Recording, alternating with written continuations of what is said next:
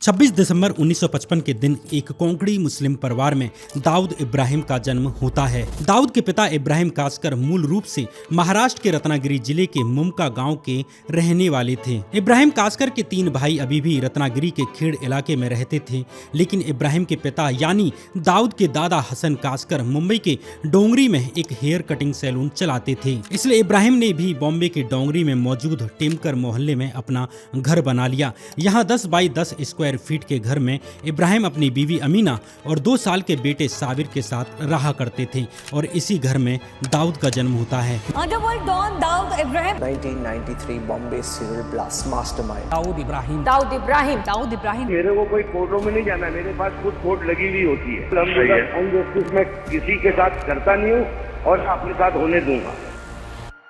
दाऊद के पिता इब्राहिम कासकर मुंबई पुलिस में हेड कांस्टेबल थे, लेकिन पुलिस में होते हुए भी मुंबई के उस समय के डॉन करीम लाला के साथ उनका उठना बैठना था। जो दाऊद भाई के बाप थे इब्राहिम भाई और बाबा की बहुत दोस्ती थी और इसी वजह दाऊद भाई भी बाबा का काफी इज्जत करता था। वो जब दाऊद का जन्म हुआ तो करीम लाला ने ही दाऊद के जन्म की दावत स्पॉन्सर की। इसलिए दाऊद के अंडरवर्ल्ड डॉन बनने की कहानी को उसके जन्म के बाद की कहानी से नहीं समझा जा सकता, क्योंकि असली कहानी उसके जन्म से पहले की कहानी में छुपी हुई है।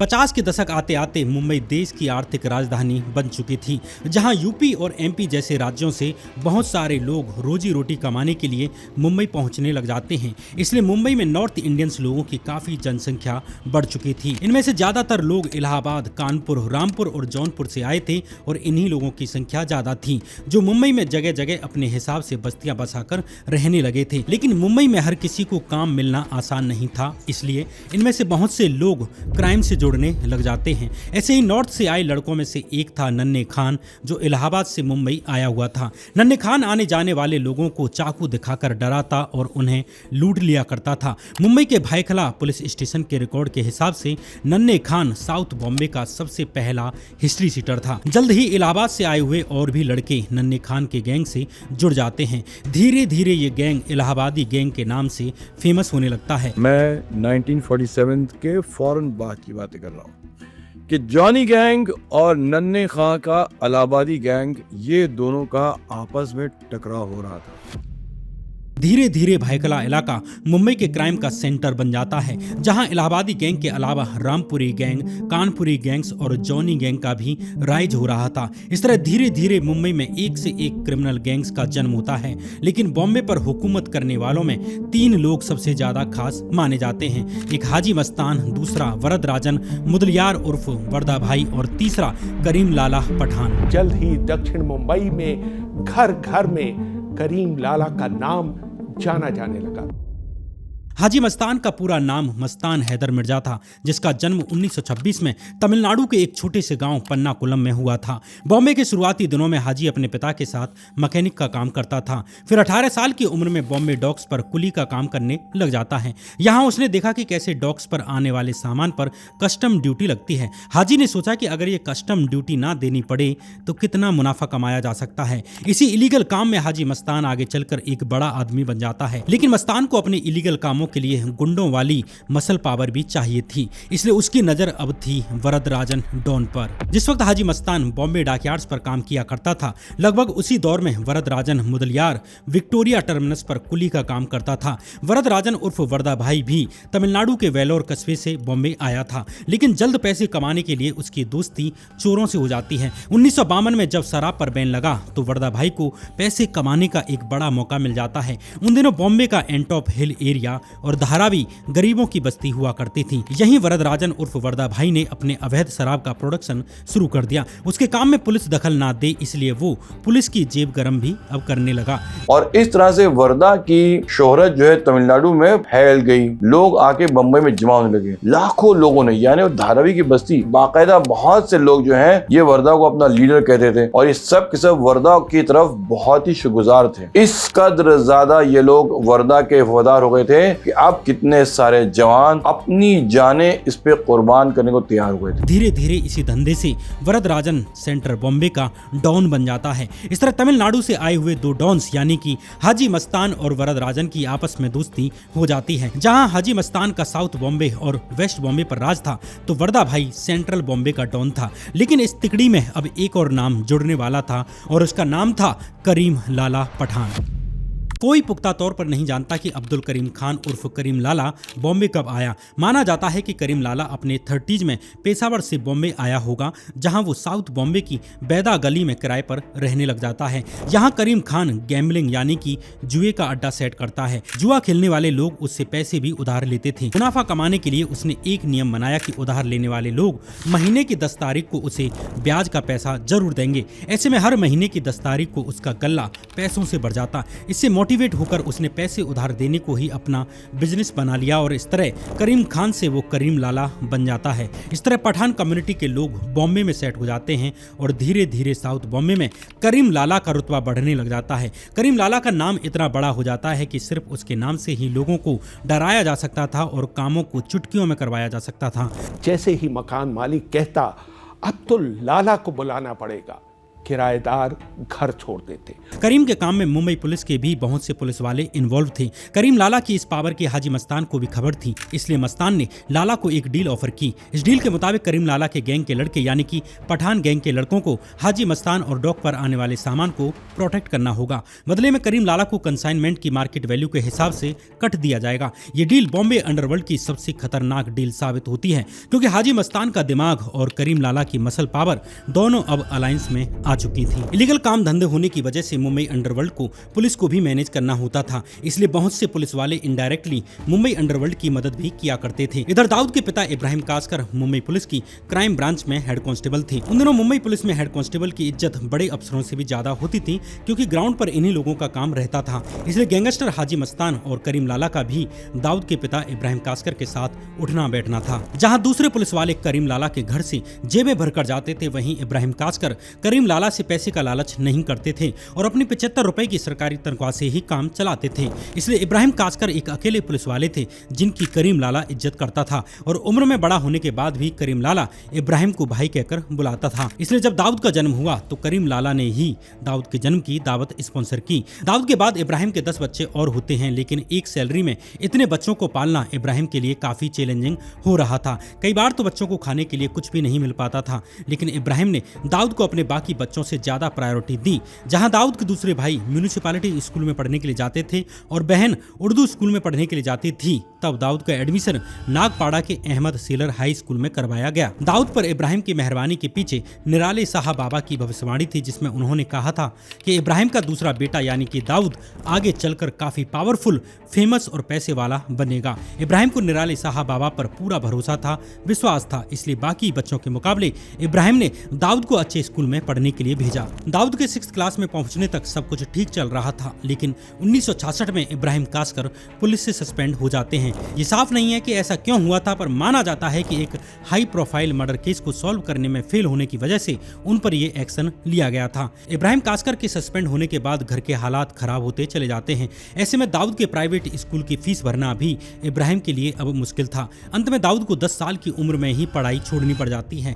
जहां इब्राहिम अपने बेटे की पढ़ाई छूटने से परेशान थे, वहीं दाऊद अब बहुत ज्यादा खुश था, क्योंकि अब उसे न स्कूल जाना था, न पढ़ना था और न ही होमवर्क करना था। अब वो बिना किसी रोक टोक के दूसरे लड़कों के साथ गली गली घूम सकता था। बदले हुए हालात में कासकर परिवार को टेमकर मोहल्ला छोड़ना पड़ता है और अब पखमोड़िया स्ट्रीट का मुसाफिर खाना उनका नया पता था। इधर दाऊद भी अब छोटे मोटे क्राइम्स करने लग जाता है। उसमें पैसों को लेकर भूख थी और जल्द से जल्द पैसे वाला बनना चाहता था, इसलिए टीन एज में ही एंट्री करने से पहले ही दाऊद छोटी मोटी चोरियां, चैन स्नैचिंग और जेब काटने जैसे क्राइम करने लग जाता है। वो बच्चा था मेरे सामने, मिलने का क्या सवाल है? आपके सामने? हाँ, राइट। मतलब आपने देखा उसे? बच्चा था, बोले आप उसके अंदर क्या, मैं बोतल से दूध भी पिला रहा था क्या? ये बताऊं आपको, मेरे सामने बच्चा था, उसका बाप मेरा दोस्त था।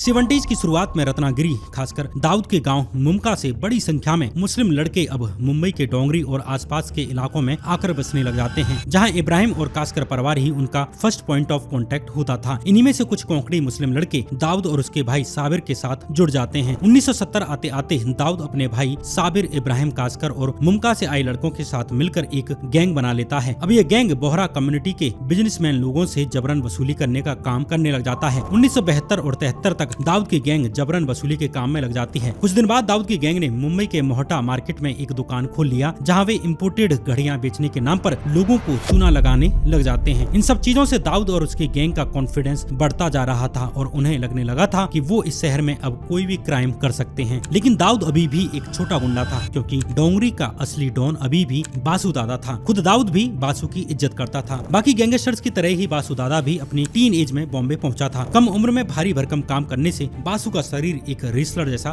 बन चुका था। बॉडी बिल्डिंग उसका पैशन बन चुकी थी और धीरे धीरे उसने अपनी उम्र के लड़कों के साथ मिलकर ट्रकों से इम्पोर्टेड फैब्रिक और इलेक्ट्रॉनिक्स का सामान चोरी करना शुरू कर दिया। फिर हाजी मस्तान की तरह ही इम्पोर्टेड सामानों की स्मगलिंग करने लगा, जिससे वो जल्द ही टॉप के लोगों में पहुंच जाता है। जहां हाजी मस्तान को प्रोटेक्शन सपोर्ट के लिए करीम लाला और वर्दा भाई की जरूरत पड़ती थी, वहीं बासु दादा अपना सारा काम खुद हैंडल करता था। बासु दादा ने तीली मोहल्ले में अपना एक अखाड़ा भी बना रखा था। यहीं से वो डोंगरी के इलाके पर भी राज किया करता था। उसके पास खालिद पहलवान, रहीम पहलवान और लाल खान जैसे पहलवानों की एक तिकड़ी हुआ करती थी। इसलिए डोंगरी में बासु दादा और उसके पहलवानों का इतना खौफ था कि लोग उन्हें देखकर अपना रास्ता बदल लेते थे। लोकल मुंबई पुलिस भी बासु दादा से दूर रहती थी। कई बार पुलिस को जेब कतरों, साइकिल चोर या इलीगल कसिनो चलाने वालों को पकड़ना होता था तो पुलिस भी बासु दादा की मदद ले लिया करती थी। बदले में बासु दादा पुलिस से अपने काम की इंफॉर्मेशन निकाल लेता था। उन दोनों मुंबई पुलिस फोर्स में बहुत कम मुस्लिम्स हुआ करते थे, इसलिए दाऊद के पिता इब्राहिम, जो मुंबई पुलिस सीआईडी और क्राइम ब्रांच में भी पोस्टेड रहे थे, वे इन लोकल गुंडों के लिए काफी काम के आदमी हो सकते थे। बासु दादा चाहता था कि इब्राहिम कास्कर रिटायरमेंट के बाद उसके लिए काम करें, लेकिन इब्राहिम बासु दादा का ऑफर रिजेक्ट कर देते हैं। इसी बीच एक दिन बासु का एक आदमी हामिद दाऊद के दोस्त को पीट देता है। ये बात दाऊद को बर्दाश्त नहीं होती और वो हामिद को पीटने पहुंच जाता है, लेकिन बासु दादा की वजह से दाऊद इस बार सिर्फ धमकी देकर ही लौट आता है। लेकिन जब ये बात बासु दादा को पता चलती है तो वो आग बबूला हो जाता है और इब्राहिम कास्कर और दाऊद के भाई साबिर को अपनी बैठक में आने को कहता है और सबके सामने इब्राहिम कास्कर को नमक हराम और बहुत बुरा भला कहकर बेइज्जत करता है। घर लौटकर साबिर ये सारा वाकया दाऊद इब्राहिम को बता देता है। इसलिए अब दाऊद का नेक्स्ट टारगेट था बासु दादा पर हमला। एक दिन बासु दादा जुमे की नमाज के बाद अपनी मर्सिडीज की तरफ लौट रहा था, तभी पीर खान स्ट्रीट पर दाऊद की गैंग ने सोडा बोतलों और इलेक्ट्रिक बल्ब से बासु पर हमला कर दिया। बासु ने भी कभी नहीं सोचा था कि कोई उस पर हमला कर सकता है, और वो भी सोडा बोतल से। इस हमले में बुरी तरह घायल हो चुका बासु और उसका पहलवान वहाँ से भाग जाते हैं। दाऊद और उसकी गैंग यहीं पर नहीं रुकती, वे तीली मोहल्ले में बासु दादा के अखाड़े पर पहुँचते हैं और उसे पूरी तरह बर्बाद कर देते हैं। अब तक बासु का धंधा उसके खौफ पर चलता था, लेकिन दाऊद इब्राहिम ने बासु दादा की रेपुटेशन इतनी खराब कर दी कि बासु दादा अपना स्टेटस दोबारा से रिक्लेम नहीं कर पाया और अब डोंगरी का नया डॉन बनता है दाऊद इब्राहिम। मेरी याद से जंग पर मारे, क्या कहेंगे। अब दाऊद की नजर थी गैंगस्टर हाजी मस्तान के साम्राज्य पर। मस्तान ने करीम लाला यानी पठान गैंग के लोगों से दाऊद के 2 साथियों को पिटवाया था। दाऊद को टिप मिली कि मस्तान का 5 लाख रुपया मस्जिद बंदर के एक ऑफिस से मालाबार हिल्स पर मौजूद मस्तान के घर पर ट्रांसफर किया जाना है और ये पैसे 2 मारवाड़ी ट्रांसफर करने वाले थे। इसलिए दाऊद के प्लान के मुताबिक जैसे ही पैसे की गाड़ी करनाक बंदर ब्रिज के पास पहुंचती है, इसे लूट लिया जाता है। लेकिन दाऊद और उसके साथियों को नहीं पता था कि उन्हें ये गलत टिप मिली है, क्योंकि ये पैसा हाजी मस्तान का नहीं था, बल्कि माना जाता है कि ये पैसा मेट्रोपॉलिटन कोऑपरेटिव बैंक का था। अनजाने में ही सही, लेकिन दाऊद इब्राहिम ने अब एक बड़ी बैंक डकैती को अंजाम दे दिया था। अगले दिन के न्यूज़पेपर्स में इस डकैती की हेडलाइन बन जाती है, ये दाऊद का पहला बड़ा क्राइम था और अभी उसकी उम्र पूरे 19 साल भी पूरी नहीं हुई थी। इधर मुंबई पुलिस करीम लाला की पठान गैंग से परेशान थी, इसलिए पुलिस ने करीम लाला के पर कतरने का फैसला कर लिया। लेकिन डोंगरी पुलिस स्टेशन के सीनियर पुलिस इंस्पेक्टर रणवीर लिखा समझ नहीं पा रहे थे कि करीम लाला को कैसे नापा जाए। रणवीर लिक्खा की दोस्ती एक लोकल जर्नलिस्ट इकबाल नतिक से हुआ करती थी। इकबाल ने इंस्पेक्टर लिक्खा को पठान गैंग से निपटने के लिए दाऊद की मदद लेने का सजेशन दिया। दरअसल इकबाल की रेपो एक ईमानदार पत्रकार की थी जो बॉम्बे की गैंग्स के बारे में बिना किसी के डर के लिखा करता था। इकबाल, नतिक और दाऊद दोनों ही रत्नागिरी से आते थे और एक दूसरे की हिम्मत की रेस्पेक्ट किया करते थे। नतिक की नजर में दाऊद एक अंडरडॉग की तरह था जो अकेले ही बड़ी बड़ी गैंग्स का सामना कर रहा था। इसलिए नतिक अपने अखबार में दाऊद को कम्युनिटी के एक प्रोटेक्टर की तरह और अच्छे इंसान की तरह पेश करता था। दाऊद हर दिन नतिक से मिलने उसके ऑफिस जाया करता था और उसे पठान गैंग के मेंबर्स की खबरें भी देता था। इसलिए दोनों अब अच्छे दोस्त बन गए थे। तो दाऊद इब्राहिम और उसके भाइयों के काफी क्लोज भी गिना जाता था क्योंकि उसको पुलिस की हेल्प की जरूरत थी। अकेला पत्रकार इतने बदमाशों से लड़ नहीं सकता था, तो उसकी जो शुरुआती अटैचमेंट थी वो डी कंपनी के साथ थी। हालांकि इंस्पेक्टर लिक्खा ने शुरुआत में इस सजेशन को प्रैक्टिकल नहीं माना कि उन्हें पठान गैंग को निपटाने के लिए दाऊद की मदद लेनी चाहिए, लेकिन दाऊद के कारनामों को देखते हुए इंस्पेक्टर लिक्खा ने दाऊद के साथ एक अनऑफिशियल टीम बना ली। अब दाऊद का काम पठान गैंग को खत्म करना था और इस काम में उसे पुलिस का पीछे से सपोर्ट मिल रहा था। ये पुलिस और दाऊद दोनों के लिए विन विन सिचुएशन थी। इसी बीच 1977 में एक बड़ा कांड होता है। दरअसल पठान गैंग के लोग एक गेस्ट हाउस में अपना स्मगलिंग का सामान छुपाया करते थे। इसी गेस्ट हाउस में एक नया मैरिड कपल भी रहने के लिए आया था, जिस पर पठान गैंग के अयूब लाला और सईद की नजर पड़ जाती है। एक रात दोनों उनके कमरे में जबरन घुसकर महिला का गैंग रेप कर देते हैं और गवाह को मिटाने के लिए पति की भी हत्या कर देते हैं। इस कपल की पठान गैंग से कोई दुश्मनी नहीं थी, उन्होंने ये हत्याएं सिर्फ हवस के लिए की थी। इस खबर को इकबाल नतिक अपने टैबलॉइड में छाप देते हैं, जिसके बाद पुलिस पठान गैंग के अयूब लाला, बाटला और सईद को गिरफ्तार कर लेती है। लेकिन कुछ महीने जेल में बिताने के बाद ही ये आरोपी बाहर आ जाते हैं और इन्होंने अब इकबाल नतिक को मारने का प्लान बना लिया। इस प्लान को अंजाम दिया गया 17 अगस्त 1977 की देर रात। पठान गैंग के लोगों ने नतिक को अमीरजादा के घर ले जाकर पीटा और टॉर्चर किया। बाद में महिम के एक सुनसान इलाके में फेंक दिया, जहां एक पुलिस वाले की नतिक पर नजर पड़ती है जो उसे हॉस्पिटल में एडमिट करवा देते हैं, जहां पुलिस ने नतिक का स्टेटमेंट ले लिया। हालांकि नतिक को इतनी गहरी चोटें आ चुकी थी कि उनकी इलाज के दौरान मौत हो जाती है। इस घटना का पुलिस इंस्पेक्टर रणवीर लिक्खा और दाऊद इब्राहिम दोनों पर गहरा असर पड़ता है, क्योंकि दोनों ही नतिक इकबाल को बहुत पसंद किया करते थे और दोस्त थे। इसलिए करीम लाला की पठान गैंग को निपटाने के लिए इंस्पेक्टर लिक्खा और दाऊद इब्राहिम के पास एक मकसद भी था, और वो मकसद था अपने दोस्त इकबाल नतिक की मौत का बदला। इससे पुलिस को फायदा ये हुआ कि इलाके से करीम लाला की पठान गैंग साफ हो जाती है, और दाऊद को इसमें फायदा ये था कि उसके राइवल गैंग का सफाया होना था, जिससे मुंबई अंडरवर्ल्ड में उसकी पोजीशन और मजबूत हो जाती। अब जैसे जैसे पुलिस टारगेटिंग से पठान गैंग कमजोर होती गई, वैसे वैसे दाऊद का रुतबा मजबूत होता चला जाता है। इस आदमी ने वो सारी टेरिटरीज तोड़ दी जो कि धंधे की वैल्यूज हुआ करती थी। उन्होंने खत्म किया कि नहीं, ये आपका इलाका है और ये मेरा इलाका, ये नहीं चलेगा। जिसमें जितनी ताकत है वो उतनी दूर तक जाएगा, और वो दाऊद ने किया।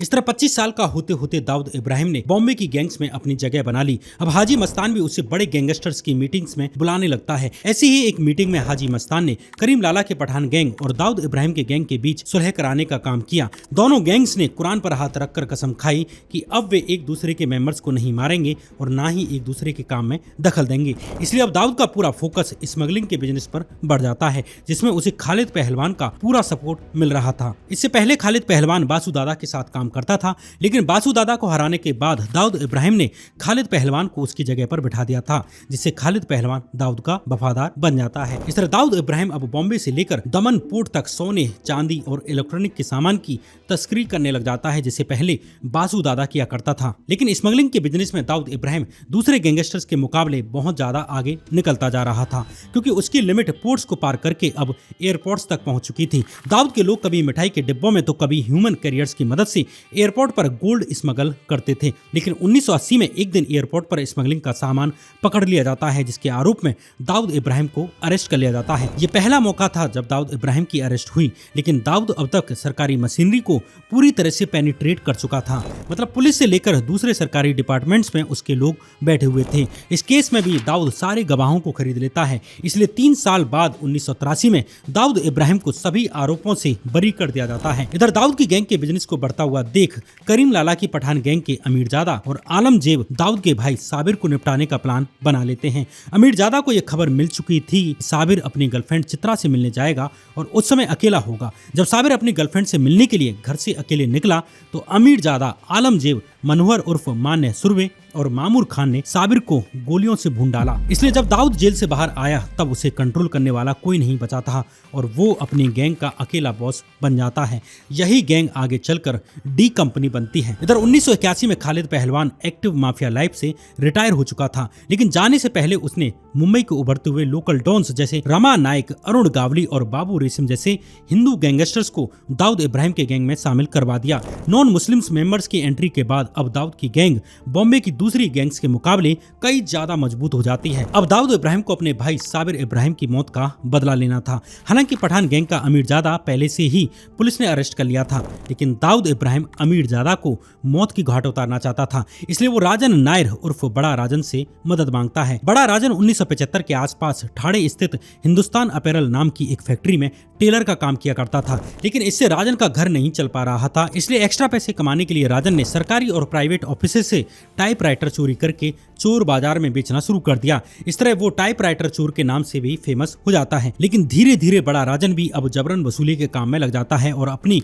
गोल्डन गैंग बना लेता है। बड़ा राजन की बहादुरी में दाऊद इब्राहिम को काफी पोटेंशियल दिखती है और वो राजन को साबिर की मौत का बदला लेने की बात कहता है। इस तरह दाऊद इब्राहिम के गैंग में बड़ा राजन की एंट्री होती है। राजन एक शूटर के माध्यम से अमीरजादा को कोर्ट रूम में ही शूट करवाने का प्लान बनाता है और डेविड परदेसी नाम के एक लड़के को इस काम के लिए हायर करता है। 6 सितंबर 1983 के दिन डेविड परदेसी ने प्लान के हिसाब से अमीरजादा को कोर्ट रूम में ही शूट कर दिया, लेकिन इस काम में डेविड पकड़ा जाता है। चूंकि परदेसी कोई अनुभवी अपराधी नहीं था, इसलिए वो आसानी से सरकारी गवाह बनकर दाऊद इब्राहिम और बड़ा राजन का नाम पुलिस को दे देता है। मुंबई पुलिस इन दोनों को ही हत्या की साजिश के आरोप में दोबारा से अरेस्ट कर लेती है। यहाँ एक इंटरेस्टिंग चीज ये थी कि बड़ा राजन के पास दाऊद इब्राहिम के जैसे प्रोटेक्शन नहीं थी और ना ही वो इतना रिसोर्सफुल था। जब पठान गैंग को पता चलता है कि अमीरजादा के मर्डर के पीछे राजन नायर है, यानी कि बड़ा राजन है, तो वो महज 24 दिन के भीतर ही 30 सितंबर 1983 के दिन उसे भी कोर्ट रूम में उसी तरह से मरवा देती है जैसे बड़ा राजन ने अमीरजादा को मरवाया था। लेकिन रेडीमेड यूनिफॉर्म लेके उसको फिट करती हुई, शूट करती हुई चंद्रकांत सिपाल को दे के उसको कचहरी में जाके उसने बड़ा राजन को 3 गोलियां मार के ढेर किया। तो जिस तरह बड़ा राजन ने अमीरजादा का मर्डर प्लान किया था, बिल्कुल उसी तरह पठान गैंग ने ढोलकिया ब्रदर के साथ मिलके बड़ा राजन का मर्डर प्लान किया। इधर सरकारी गवाह बनने की वजह से डेविड परदेसी को पुलिस प्रोटेक्शन दी जा रही थी। आने वाले समय में परदेसी शादी कर दुबई में सेटल हो जाता है, लेकिन कई साल बीत जाने के बाद भी दाऊद ने उसका पीछा नहीं छोड़ा। मजबूरन उसे दुबई से भागकर मुंबई वापस आना पड़ता है। लेकिन यहाँ एक दिन एक होटल के कमरे में डेविड परदेसी की संदिग्ध परिस्थितियों में डेड बॉडी पड़ी मिलती है। डेविड परदेसी ने पुलिस को दाऊद का नाम देकर दाऊद से हमेशा के लिए दुश्मनी मोल ले ली थी। इसलिए माना जाता है कि परदेसी के मर्डर के पीछे भी दाऊद का ही हाथ था। और जैसे ही डेविड परदेसी अपने भाई के साथ नीचे आता है तो वहाँ पे गोलियां उसको मार के ढेर कर दिया जाता है और उसके बाद दुबई में फोन लगाया जाता है दाऊद इब्राहिम को और उसको और 2 गोलियां चला के सुनाया जाता है कि देखिए डेविड परदेसी का काम हो गया। साल 1984 में गैंगस्टर करीम लाला के भतीजे समाद खान की हत्या हो जाती है। इस हत्या में दाऊद की गैंग का नाम आता है। समाद खान एक बहुत ही क्रूर किस्म का इंसान था जिसे लोगों को टॉर्चर करके मारने में मजा आता था। उसकी हरकतों से करीम लाला बहुत परेशान था, क्योंकि जब भी समाद कोई बड़ा कांड करता तो पुलिस पहले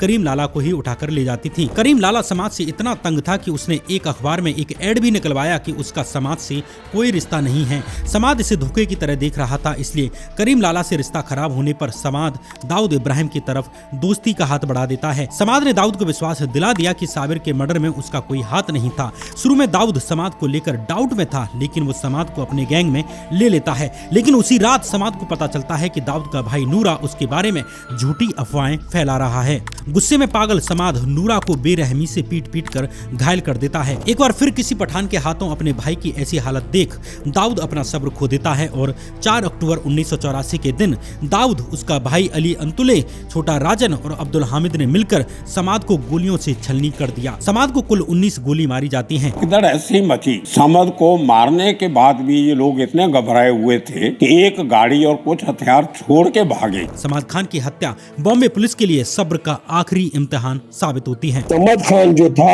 एक खुकार और एक जालिम इंसान था, उसको मारने के लिए पूरी ताकत लगी। एक जालिम इंसान था, उसके लिए पूरी ताकत एक साथ हुई उसको मारने के लिए। अब मुंबई पुलिस के इंस्पेक्टर मधुकर जेंडे ने एक एक करके सभी गैंगस्टर्स को जेल में डालना शुरू कर दिया। सिर्फ दाऊद ही एक ऐसा था जो अब भी आजाद था। एक टाइम था जब लोकल पुलिस पठान गैंग को खत्म करने के लिए दाऊद इब्राहिम को सपोर्ट कर रही थी, लेकिन दाऊद के भाई साबिर के मर्डर के बाद जो गैंग वॉर स्टार्ट हुआ उससे बॉम्बे पुलिस की खूब किरकिरी हो रही थी। लेकिन अब तक दाऊद बहुत बड़ा आदमी बन चुका था। दाऊद इब्राहिम 41 सालों में दुनिया के सबसे कुख्यात आतंकियों में शामिल हो गया है। बॉम्बे में दाऊद का कद इतना बढ़ चुका था कि पुलिस के लिए उसे जेल में बंद करके रखना नामुमकिन सा लगने लगा था।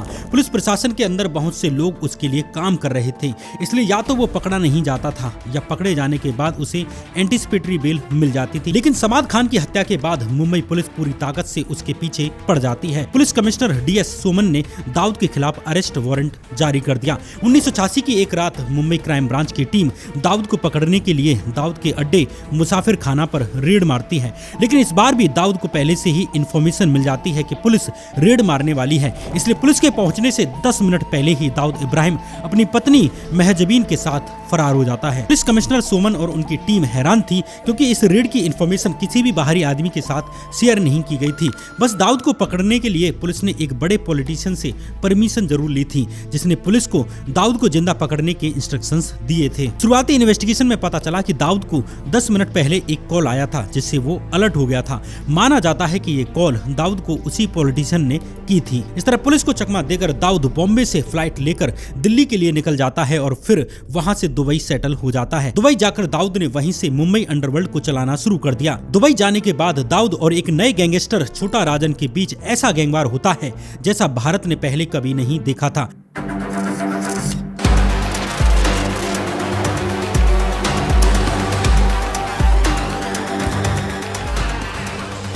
लेकिन आगे की कहानी नेक्स्ट यानी कि सेकंड एपिसोड में। ये दाऊद पर बनाई हमारी सीरीज का पहला एपिसोड था। तब तक इस चैनल को सब्सक्राइब कर लीजिए और संजय दत्त और गुलशन कुमार की वीडियोज को देख लीजिए, जिनमें हमने अंडरवर्ल्ड के बारे में काफ़ी डिटेल में बताया है। इस वीडियो को देखने के लिए आपका बहुत बहुत धन्यवाद।